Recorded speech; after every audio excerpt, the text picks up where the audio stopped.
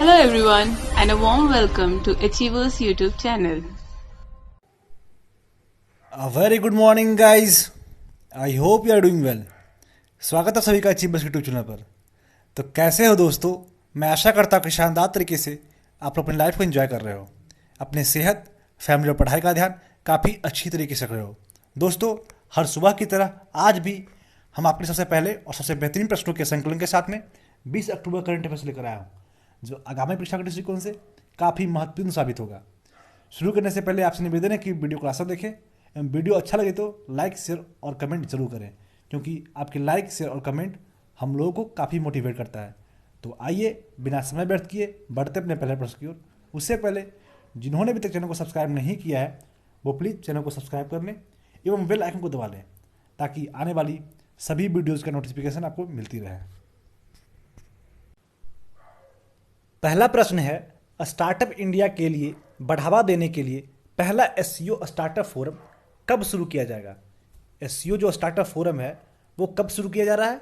तो ये 27 अक्टूबर को स्टार्ट किया जा रहा है। और इसका स्टार्ट करने का उद्देश्य क्या है? तो इसका स्टार्ट करने का उद्देश्य स्टार्टअप इंडिया को बढ़ावा देना है। अभी फिलहाल एसईओ का मीटिंग हुआ था, वर्चुअल मीटिंग ही हुआ था। तो भारत को तरफ से कौन रिप्रेजेंट किए थे? तो इसका आप लोग को कमेंट में आंसर देना है कि एसईओ के मीटिंग को भारत की तरफ से कौन रिप्रेजेंट किए थे। तो ये था आपका एसईओ स्टार्टअप फोरम, जो कि स्टार्टअप इंडिया को बढ़ावा देने के लिए किया जा रहा है और इसका 27 अक्टूबर को ये शुरू किया जा रहा है। और इसी दिन मेरा बर्थडे भी है, आई थिंक सो, और उसी दिन ये स्टार्ट भी किया जा रहा है। चलिए, ये मेरा बर्थडे इंपॉर्टेंट नहीं है, ये आपका स्टार्टअप जो फोरम हो रहा है वो इंपॉर्टेंट है। ठीक है, तो पहला क्वेश्चन ये था। अगला प्रश्न है, प्रधानमंत्री कार्यालय में राज्य मंत्री डॉक्टर जितेंद्र सिंह ने 19 अक्टूबर को किस राज्य के शासी प्रदेश में पंडित मदन मोहन मालवीय शिक्षा भवन की आधारशिला रखी है? तो ये हमारे देश के जम्मू कश्मीर में पंडित मदन मोहन मालवीय शिक्षा भवन की आधारशिला रखी है, जो कि डॉक्टर जितेंद्र सिंह के द्वारा 19 अक्टूबर को ये आधारशिला रखा गया है। ठीक है, तो ये जो है वो आपका जम्मू कश्मीर के सांबा जिले में जम्मू केंद्रीय विश्वविद्यालय परिसर में पंडित मदन मोहन मालवीय शिक्षा भवन की आधारशिला रखी गई है।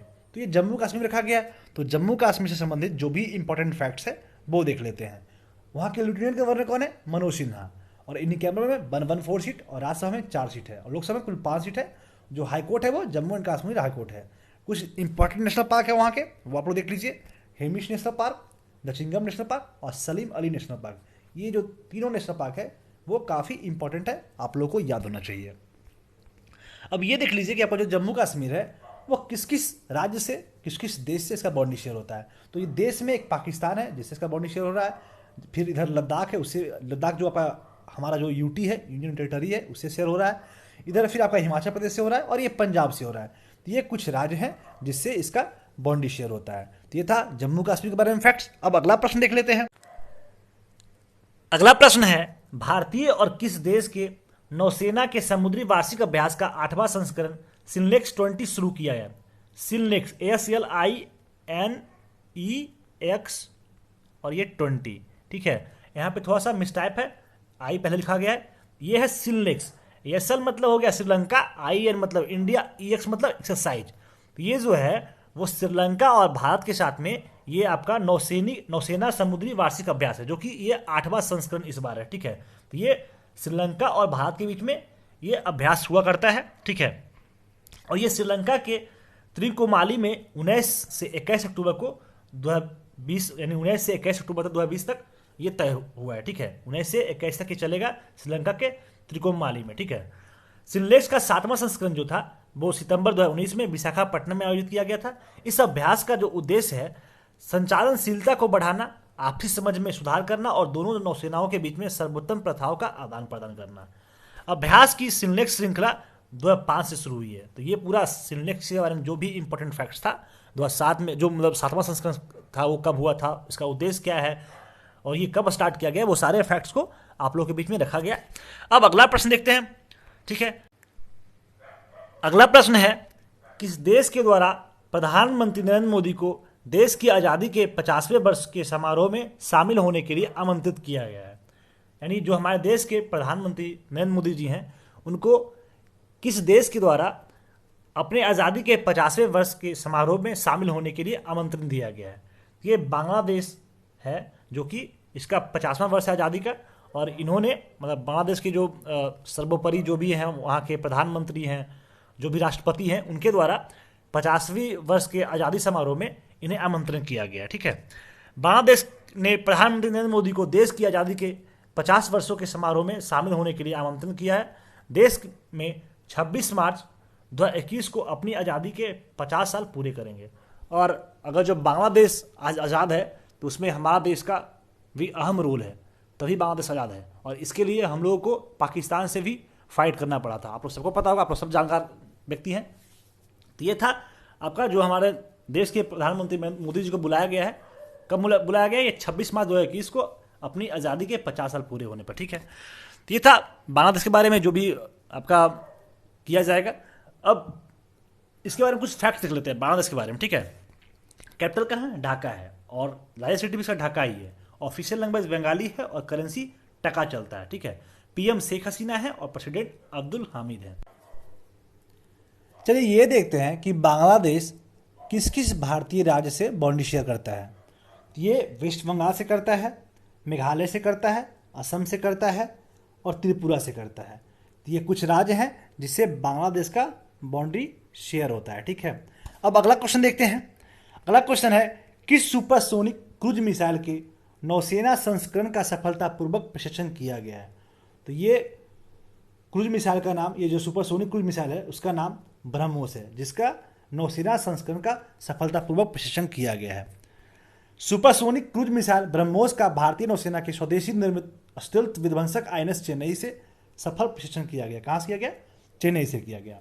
ब्रह्मोस लंबी श्रेणियों में नौसैनिक सतह लक्ष्यों को शामिल करके युद्धपोत की अपराजयता सुनिश्चित करेगा। ठीक है, ब्रह्मोस यह मध्यम दूरी से रैमजेट सुपरसोनिक मिसाइल है जिसे जमीन, पानी और हवा से दागा जा सकता है। ये जो ब्रह्मोस है ना, ये ऐसा मध्यम दूरी का रैमजेट सुपरसोनिक मिसाइल है जिसे जमीन से भी छोड़ सकते हैं, पानी से भी छोड़ सकते हैं, हवा से भी, ये तीनों जगह से छोड़ सकता है। ठीक है, इसे joint venture of India, DRDO और रूस एनपीएम के द्वारा विकसित किया गया है। ब्रह्मपुत्र और मोसाब नदियों से ब्रह्मोस नाम दिया गया है। जो ब्रह्मोस नाम दिया गया, तो ब्रह्मपुत्र एक नदी है, एक मोसाब नदी है, ये दोनों के नामों को मिलने से ये ब्रह्मोस रखा गया है। ठीक है, जिसमें आपका इंडिया का डीआरडीओ और रशिया का एनपीएम के द्वारा विकसित किया गया है। तो ये था हमारा 5वां प्रश्न। 6ठा प्रश्न है, किस देश ने विवादित दक्षिण चीन सागर में तेल की खोज फिर से शुरू करने का फैसला किया है? ये फिलीपींस के द्वारा फिर से दक्षिण चीन सागर में तेल की खोजने का कार्यक्रम स्टार्ट किया गया है। फिलीपींस सरकार ने विवादित दक्षिण चीन सागर में तेल की खोज फिर से शुरू करने का फैसला किया है। फिलीपींस का यह फैसला चीन की सलाह के बिना लिया गया था।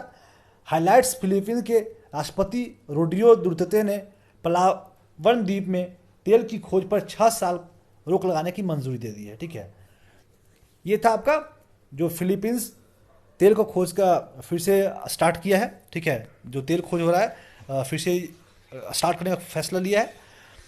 अब ये देखते हैं फिलीपींस के बारे में जो भी इंपॉर्टेंट फैक्ट्स है वो देखते हैं।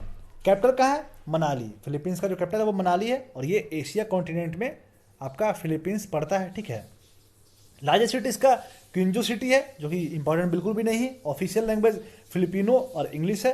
करेंसी चलता है पेसो। ठीक है, लेजिस्लेचर को बोलते हैं कांग्रेस, और प्रेसिडेंट कौन है? रोड्रिगो डुटेर्टे। ये बिल्कुल इंपॉर्टेंट नहीं है। अगर जो इंपॉर्टेंट है सिर्फ तो करेंसी याद कर लीजिए और कैपिटल याद कर लीजिए, फिलीपींस। अब ये देखते हैं कि फिलीपींस किस किस देश से बाउंड्री शेयर करता है। तो वैसे ये फिलीपींस का मैप है, आप लोग को दिख रहा होगा, और फिलीपींस मैरीटाइम बाउंड्री शेयर करता है और ये मलेशिया से बाउंड्री शेयर करता है। यहाँ पे आपका फिलीपींस सी दिख रहा होगा, इधर पैसिफिक ओशियन दिख रहा होगा। तो ये फिलीपींस के बारे में है, और ये यहाँ पे फिलीपींस का कैपिटल जो मनीला है वो है। ठीक है, तो ये आपका फिलीपींस के बारे में बात था। अब अगला प्रश्न देखते हैं, किस प्रख्यात बंगाली पात्र का हाल ही में निधन हो गया? इनका नाम प्रदीप घोष जी हैं, जिनका हाल ही में निधन हुआ है। प्रदीप घोष एक प्रमुख रंगकर्मी और प्रसिद्ध मुखर कलाकार थे, जो अपनी सरल शैली के लिए प्रसिद्ध थे। उनके सबसे उल्लेखनीय कार्यों में उनके टैगोर की कविताओं का पाठ शामिल है, जो विशेष रूप से बच्चों के लिए है। तो ये था आपका 7वां प्रश्न। अब 8वां प्रश्न है, 19 अक्टूबर 2020 को आयुष्मान योजना की शुरुआत किसके द्वारा की गई है? तो ये नरेंद्र सिंह तोमर के द्वारा आयुष्मान योजना का शुरुआत किया गया। कब किया गया? 19 अक्टूबर 2020 को नरेंद्र सिंह तोमर के द्वारा ये आपका आयुष्मान योजना का शुरुआत किया गया है। केंद्रीय मंत्री नरेंद्र सिंह तोमर 19 अक्टूबर 2020 को आयुष्मान योजना की शुरुआत की है। इस योजना को राष्ट्रीय सहकारी विकास निगम द्वारा तैयार किया गया है, जो कृषि और विकास किसान कल्याण मंत्रालय के तहत सर्वोच्च स्वायत्तता विकास का वित्त संस्थान है। तो ये था आपका नरेंद्र सिंह तोमर के द्वारा आपका कौन सा आयुष्मान योजना का स्टार्ट किया गया है। ठीक है, तो ये था आपका 8वां प्रश्न। अब 9वां प्रश्न देखते हैं। बैडमिंटन में डेनमार्क ओपन का खिताब किसने जीता है? तो इनका नाम नोजमी ओकुहारा है, जो कि बैडमिंटन के डेनमार्क ओपन का खिताब इनके द्वारा जीता गया है। जापानी पूर्व विश्व चैंपियन नोजोमी ओकुहारा बैडमिंटन में डेनमार्क ओपन का खिताब जीता है। इन्होंने 3 बार विश्व चैंपियन कैरोलिना मारिन को महिला एकल में हराकर यह खिताब हासिल किया है। डेनमार्क ओपन ओडेसे में खेला गया था। कहाँ खेला गया था? तो ओडेसे में खेला गया था। तो कौन जीते हैं? Nozomi Okuhara. और किनको हराया है ये? कैरोलिना मारिन को। तो ये था आपका डेनमार्क ओपन के बारे में। अगला प्रश्न है 26 अक्टूबर 2020 से 28 अक्टूबर 2020 के बीच आयोजित होने वाले सेरावीक द्वारा भारत ऊर्जा मंच उद्घाटन किसके द्वारा किया जाएगा? सेरावीक, ठीक है, CERA सेरावीक।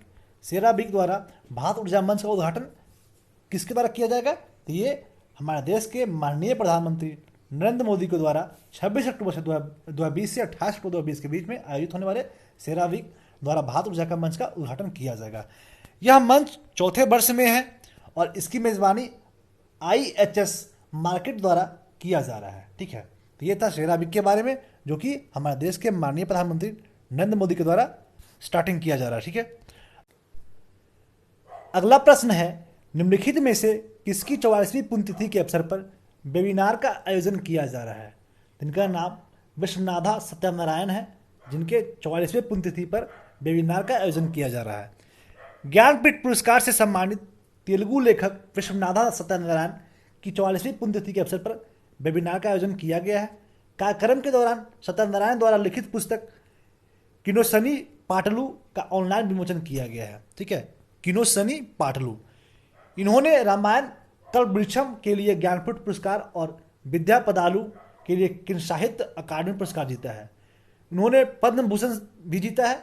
वे पहले तेलुगु लेखक थे जिन्हें ज्ञानपीठ पुरस्कार से सम्मानित किया गया है। उन्हें कवि सम्राट भी कहा जाता था। ठीक है, तो ये था आपका किनके बारे में? सत्यनारायण जी के बारे में। कौन सत्यनारायण? तो विश्वनाथा सत्यनारायण। ठीक है, अब अगला क्वेश्चन देखते हैं। किस देश के आम चुनाव में प्रधानमंत्री जसिंडा अर्डन का लेबर पार्टी जीत दर्ज की है? ठीक है, जसिंडा अर्डन।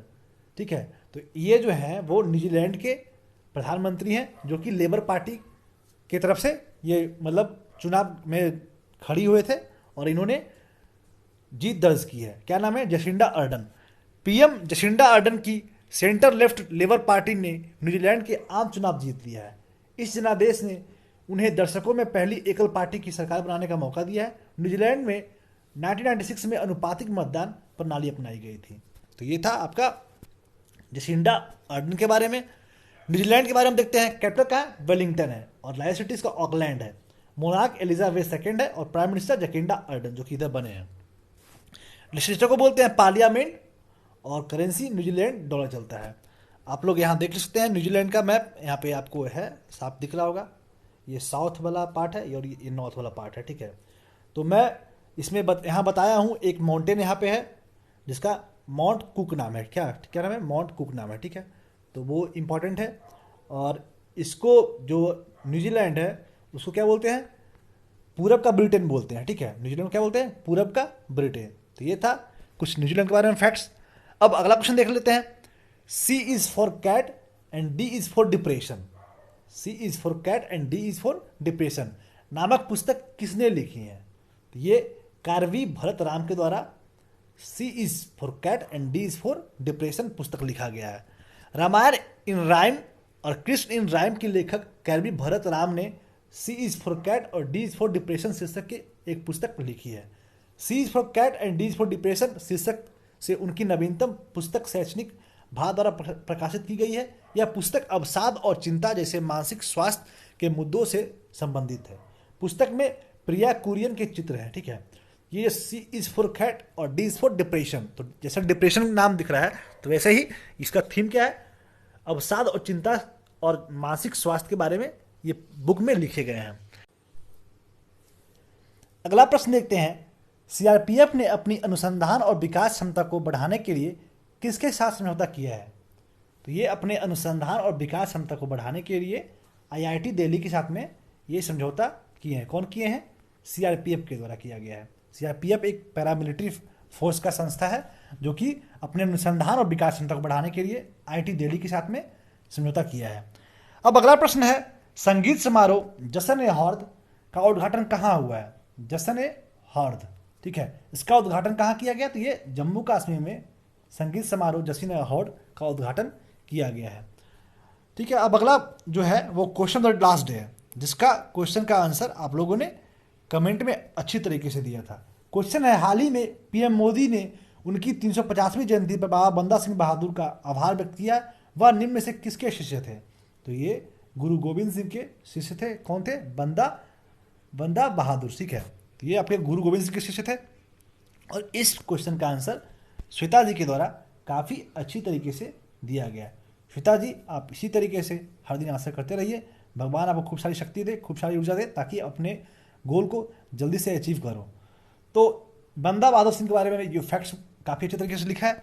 बंदा बहादुर जो है उनका जन्म लक्ष्मण दास के रूप में हुआ था, ठीक है, उनका जो बचपन का नाम था वो लक्ष्मण दास था। वे गुरु गोविंद सिंह के शिष्य थे और गुरु गोविंद सिंह ने उनका नाम बंदा बहादुर रखा था। उन्होंने मुगल साम्राज्य के खिलाफ लड़ाई लड़ी। उन्होंने पंजाब में खालसा शासन की स्थापना की और जमींदारी व्यवस्था की समाप्ति की। उनका जन्म 1670 में हुआ था, उनकी मृत्यु 1716 ईस्वी में हुई थी, ठीक है।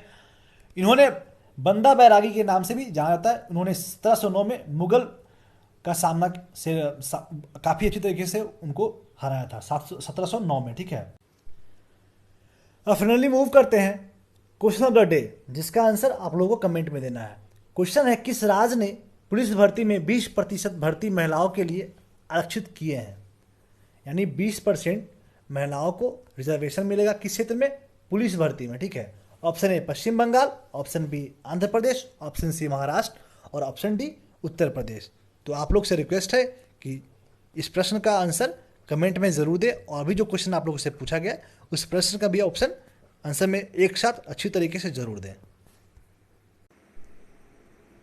यदि आप जीके, जीएस या स्टैटिक के कोई भी विषय का फ्री स्टडी मटेरियल पढ़ना चाहते हैं तो हमारे वेबसाइट पर ज़रूर विजिट करें, जिसका लिंक नीचे डिस्क्रिप्शन में दिया हुआ है। साथ ही साथ जीके, जीएस, करंट अफेयर्स की डेली क्यूज़ के लिए हमारे टेलीग्राम ग्रुप को ज्वाइन करें। आज के पीडीएफ के लिए हमारे ऑफिशियल टेलीग्राम चैनल को सब्सक्राइब करें, इसका भी लिंक नीचे डिस्क्रिप्शन में दिया हुआ है। आप लोग पढ़ते रहें, घर पे रहें, सुरक्षित रहें, और यदि वीडियो अच्छा लगे तो लाइक कर दें और इसे अपने सगे संबंधियों, दोस्तों में शेयर करें। और यदि आप हमारे चैनल पर नए हैं तो चैनल को सब्सक्राइब कर लें। वीडियो में अंत तक बने रहने के लिए बहुत बहुत धन्यवाद। मिलते हैं आपसे अगले दिन। जय हिंद।